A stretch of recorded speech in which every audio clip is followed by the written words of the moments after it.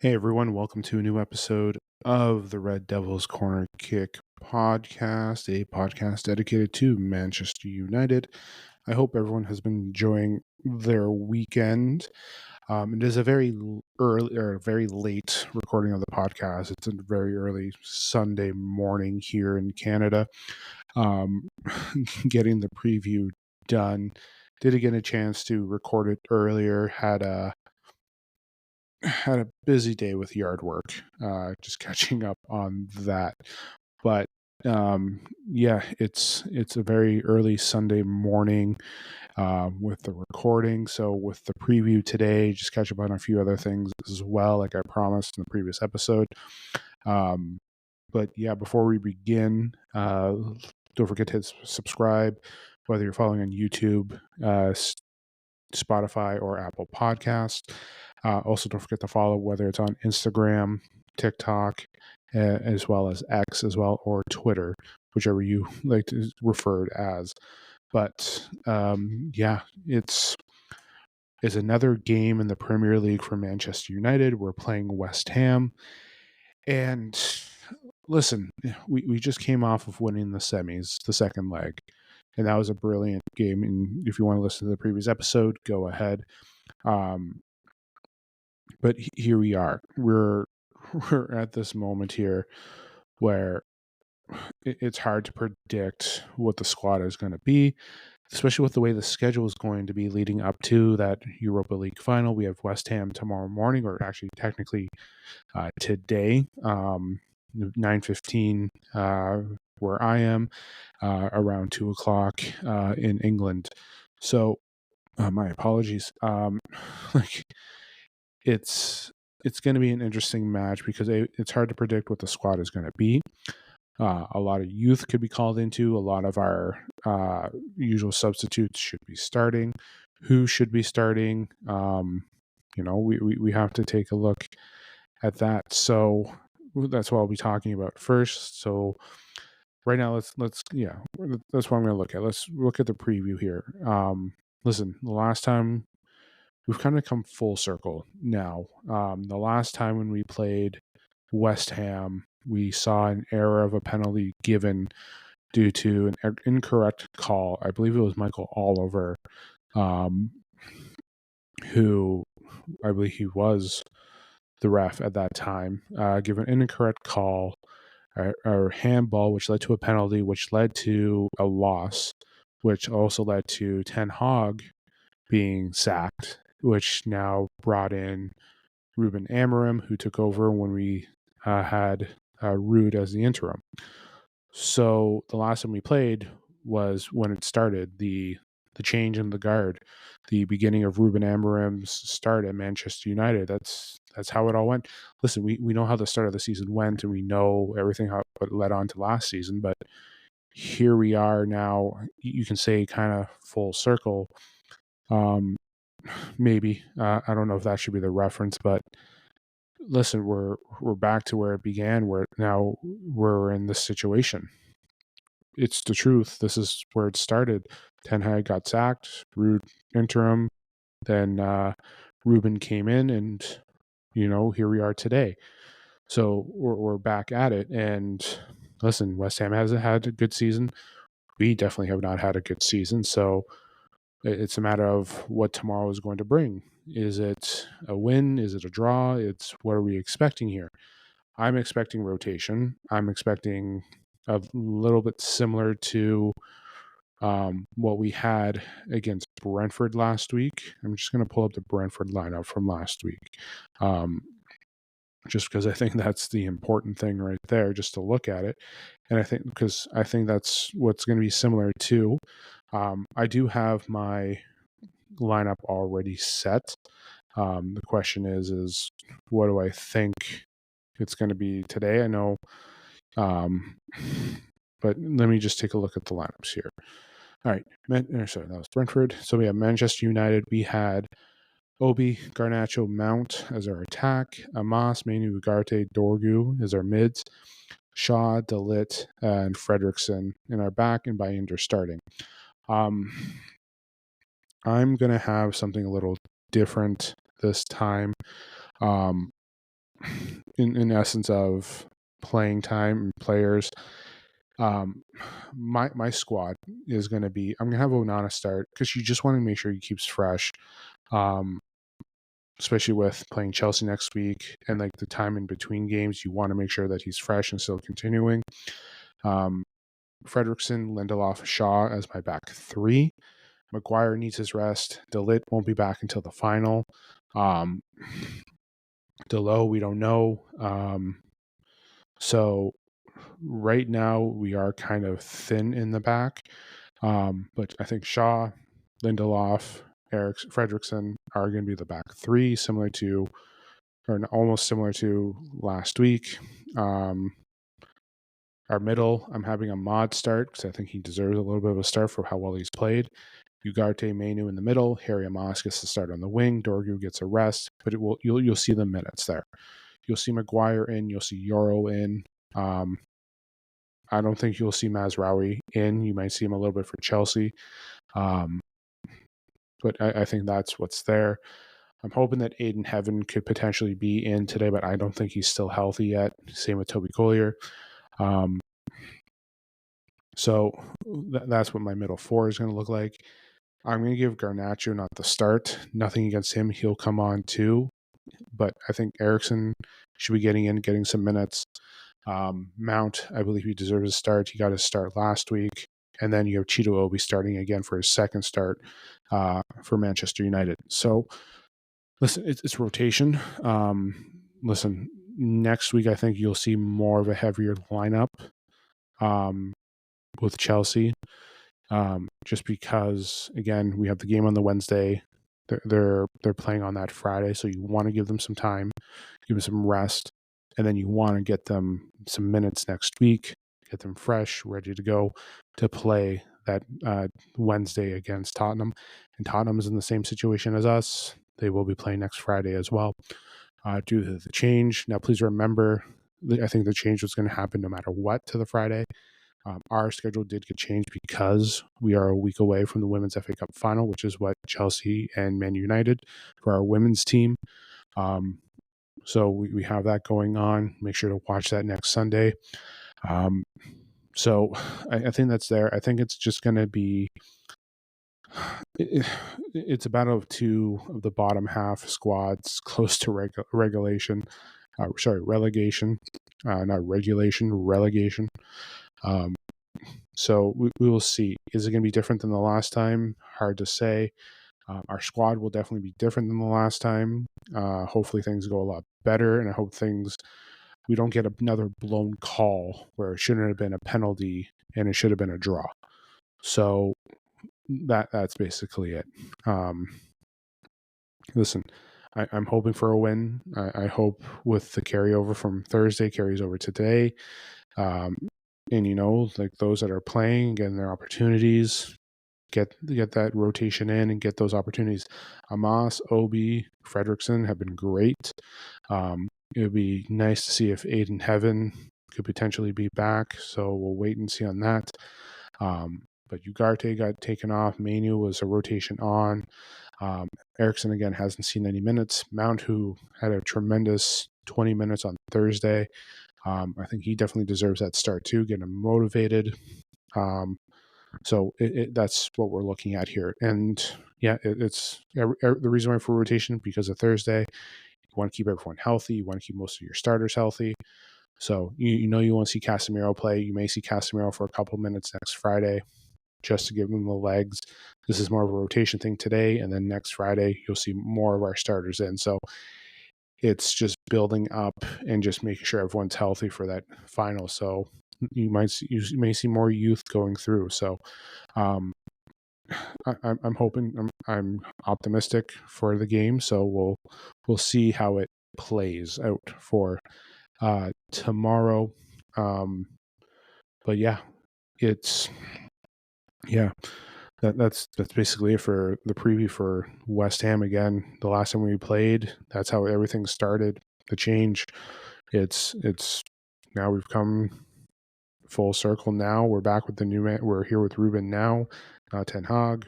It was the end of Ten Hag there, and here we are now in the Ruben era. So again, that again, that we all felt that penalty, especially when when we found out that was a retraction that later that week, that it was the wrong call.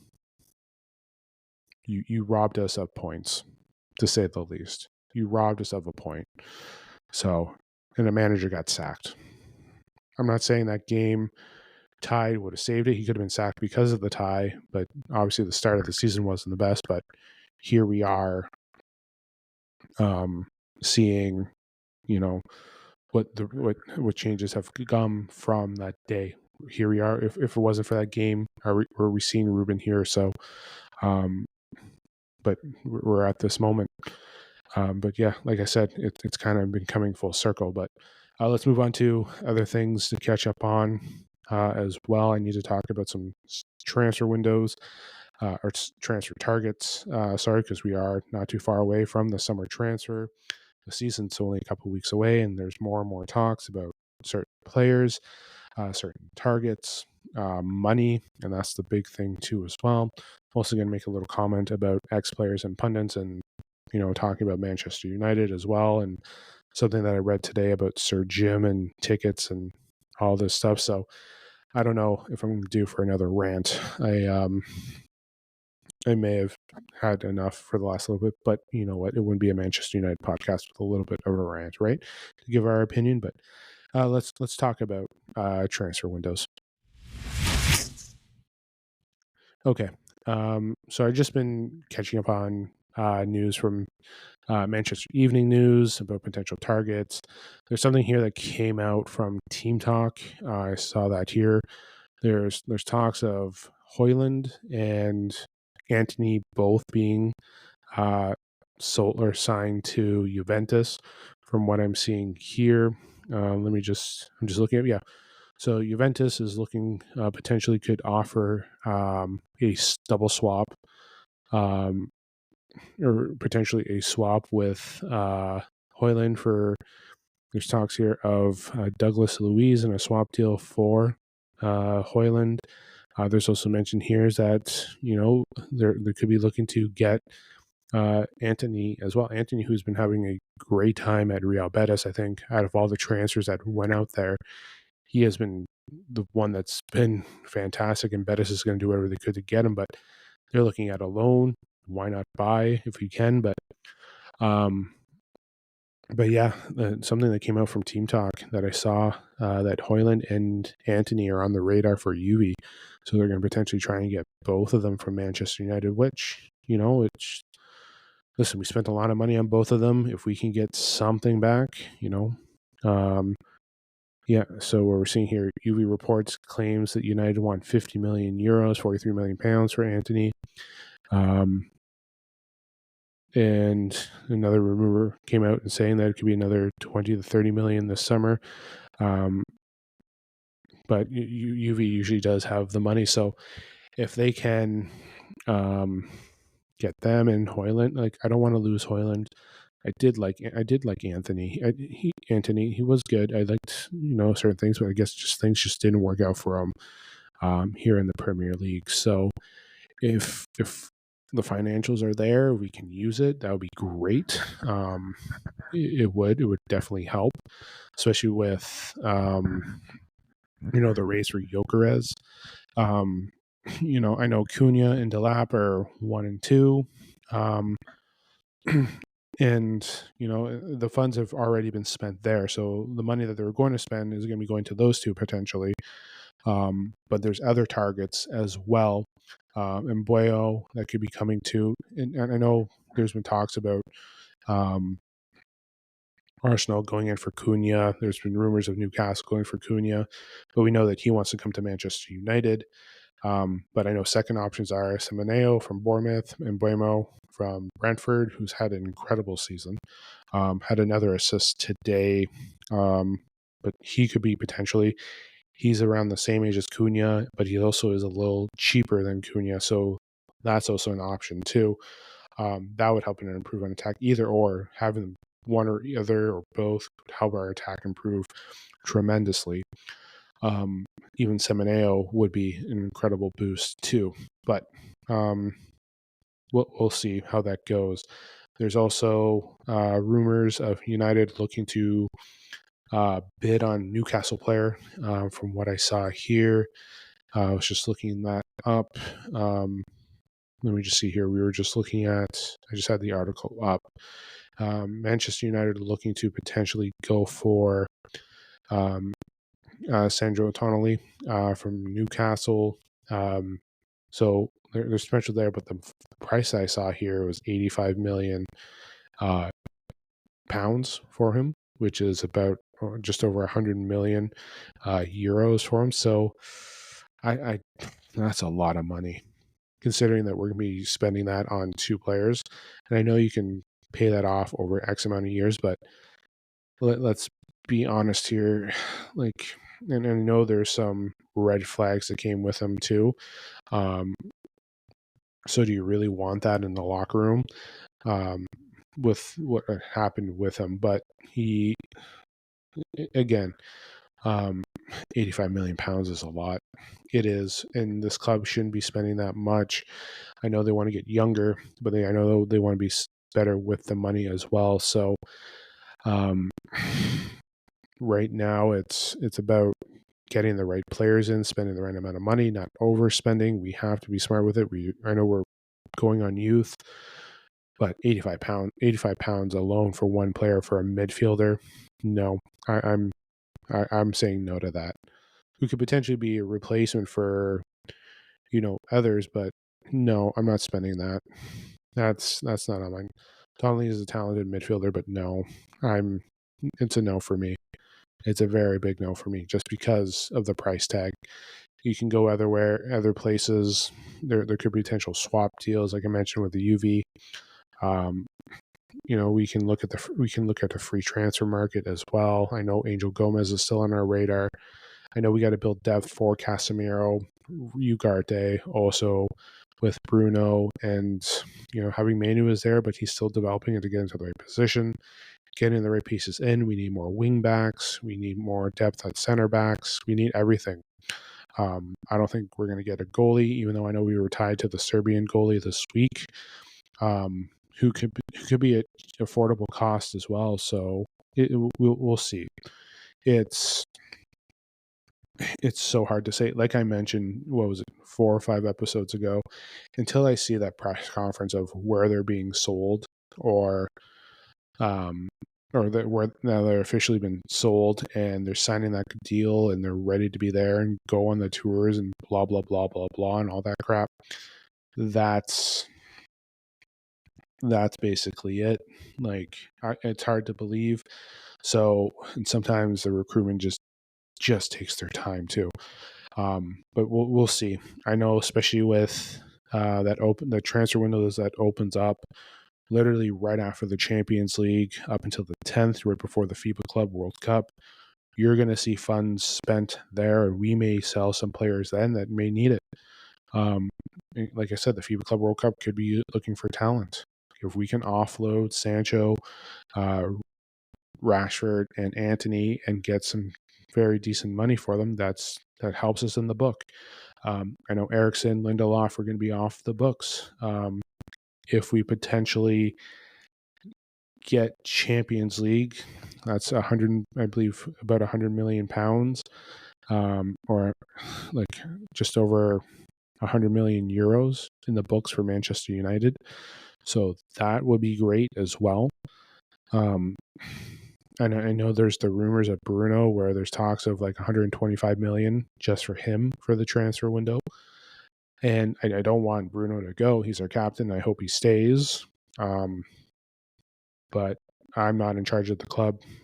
I'm not. So, like, if you can get, let's say, if you can get somewhere around 75 million, close to 100 million for Sancho, Antony, and Rashford, that would be great. It really would. And then plus, if we get anything from Europa for winning it, again, it's an if for Europa. There's nothing guaranteed. The ball hasn't been kicked, so I'll be doing that preview beforehand, like always. But realistically, we we don't know. It's so hard to say. And I think everything's just relying on Europa. I think Cunha and Delap are already in the budget and there. I think they're going to look at the free transfer window. I think looking at Angel Gomez is big for the free transfer, if not going to call us. I think there's one player they're looking at is Ta, because I believe he would be a free transfer as well. So we'll see. I know they're going to try and go for Gyökeres. I know Ruben's going to want players that he has that fit his system and know how he wants to play. That's going to be there. So listen, it's all over the map realistically. And tomorrow is going to, I guarantee it, today or tomorrow, we're going to find out that all the deals have been canceled and they're not going to work out and they're going to go in another direction. So it's so hit and miss sometimes with these transfer windows. But listen, Gyökeres would be great. Cunha, Mbeo, Semeo.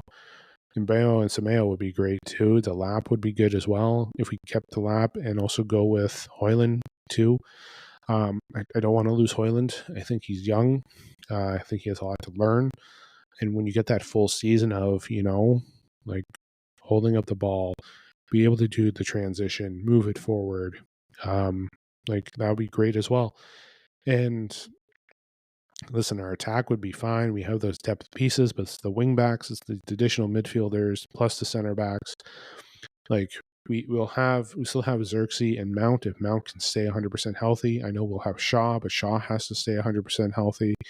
Casemiro, he's going to be limited just due to game time, and especially I think we'll just use him in certain situations or certain games. Just so we can have them fully for those tournaments. Because again, and in the end, this is all speculation because we haven't won Europa. Like, there's nothing guaranteed that we are. So for all we know, we lose Europa. We just get Cunha and Delap, and we just go to the free transfer market, get players in that fit the system, that can play, and then we just focus on the Premier League and the domestic tournaments. I'm okay with that. Just leave that be.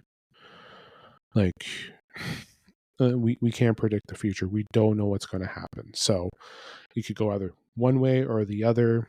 There's no in between. So it's I know it's reliant on the final, which sucks, but I know we're going to have to raise funds by selling players and developing. That's basically it. So yeah, more and more we'll just wait and see. Like I said, we're talking about it today. For all we know, tomorrow everything changes.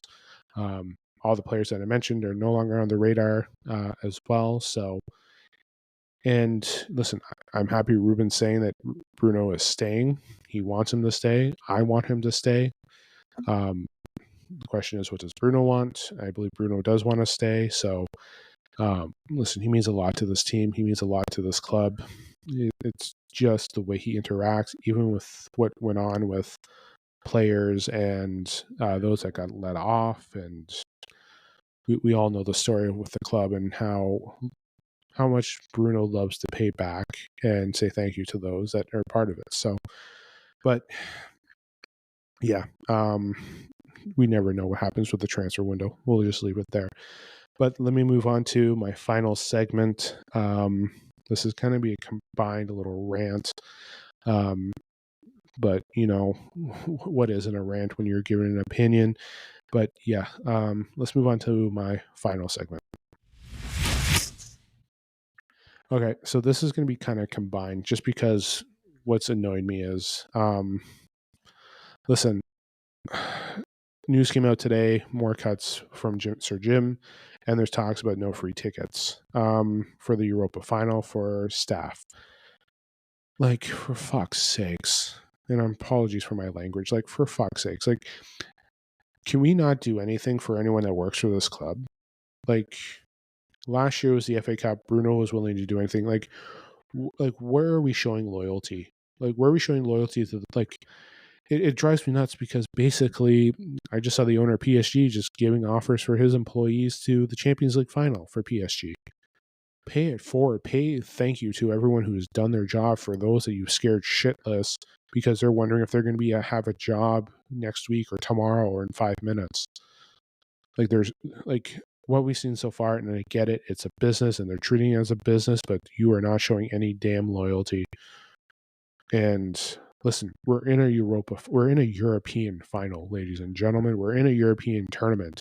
You know how big it is for this club? You know how huge it is? Like, and the staff that work there, like, should get an opportunity to get tickets. And I think this ownership should give them the opportunities of that. So, like, it hurts. It really does. And hurting that there's going to be more cuts and more people losing their job, it's tough. It really is. I know they're trying to balance it, but at the same time, too, right now, 2 years in a row, we've been in a final, and 2 years in a row, the new ownership is not doing shit. We're 18 months into the ownership, ladies and gentlemen, and 2 finals, nothing for the employees, like nothing. So, you know what? In the end, it's their decision, but in the end, I don't have to agree with it. So, I'm going to leave it there. That's all I'm going to say. I'm just going to leave it there. That's my opinion. But it does hurt to hear that. It really does. It really does. So we know who Sir Jim has been. We know what's been going on. But yeah, it's not been the great. So yeah, I'm going to leave that there. My next little thing is basically ex-United players who are pundits. Listen, like, criticize all you want. I know you're Manchester United royalty and you've done all this stuff for the club, but let's remember this. It is not your era anymore. This isn't, like, as much as you were a member of this club, like, we need to stop comparing this team to the past, and I think these pundits need to stop doing the same thing. Like, your era of football is no longer around. And like, criticizing Ruben for his decisions and all this stuff, and then talking about next season about doing the same thing. Like, listen, Ruben's come out and said the players are not going to be set for 2 types of competitions next year. It's going to be one or the other. And I know that's rattling some ex pundits, but ladies and gentlemen, like, sorry to say it, but Sir Alex, I'm pretty sure, would prioritize and rotate and put players in certain positions. I know depth and building is there, and the squad build is going to be tough to try and do it. And like this, I'm saying speculation if we qualify for Champions League. But here we are. Like, I know they're upset that Man United are not in a good spot, but like, being upset that we're prioritizing a European final or European semis, making sure nobody's getting injured. Like, shut up. Like, I know you guys were the beginning of the Premier League and all this stuff and won all that, but at the same time too, just stop. Like, let him run his squad. Let him run it the way he believes is best. And listen, we weren't going to be like, winning more games does not help us in the Premier League. Realistically, let's be honest here. If we finished out the remainder of the Premier League wins, like we beat West Ham, Chelsea, and Aston Villa, great. We still finish what, 14th, 13th, maybe 15th. Maybe we get lucky the 12th. You're still going to criticize that we sucked. And then if Ruben doesn't do what you want, or he does something different, or he does what you want, and we lose out and all this, like, it's the way it is. I think it just grinds my gears a little bit. Just criticizing Ruben, criticizing his choices, like criticizing the players, and like us other managers do it, ladies and gentlemen. Stop with this big club. Like, okay, I know we're a big club. I'm sorry. But realistically here, like, us trying to win a major tournament, to get into Champions League, to win a European competition, to win a trophy. By the way, it's our 4th final in 3 seasons, ladies and gentlemen, and out of all competitions. We won the EFL in Ten Hag's first season. It went to the FA Cup final that same season and lost to Man City, winning the FA Cup last year, and then now we're in a European final. It's a competition, ladies and gentlemen, and to those saying that we should not be going to the Champions League by winning, it's a European competition, ladies and gentlemen. This isn't the Premier League. Don't be like, what? Yes, we're going to have 6 teams in Champions League next year. Those are the rules. It's not ran by the FA. It's not ran by the Football Association in England. It's UEFA. UEFA set the rules. You're upset by what? What's there to criticize? We're winning. We have a chance to win a European competition. And yes, we get to go there. Your prize should not be getting re-entered in the same tournament. Stop that stupid stuff. What you do in a tournament and what you're doing in your league should not reflect each other. Just stop. Just stop. It annoys me. It does. They're in a chance for a trophy, and your job is to ridicule them because they're prioritizing a European trophy and not your league, which, by the way, you're going to ridicule them anyways because they're not doing what you want. And because they're not doing what you would have done. Guess what? A lot of people aren't going to do what Roy Keane, Paul Scholes, what Gary Neville is going to do, what Michael Owens, Owen Hargraves, Nanny, Eric Cantona, anyone who's criticized or said whatever. We're not going to do what they're recommending to do. Even Wayne Rooney. It's stupid. And yes, I'm calling that out because those are usually the players. Even Rio gives points out sometimes that, just contradicts. We're trying to win a trophy here. You want us to go 100% where, no offense, it really doesn't matter where we finish now because we're not getting into Europe through Premier League, but we are going to have a chance to get back into Europe as well as win a trophy.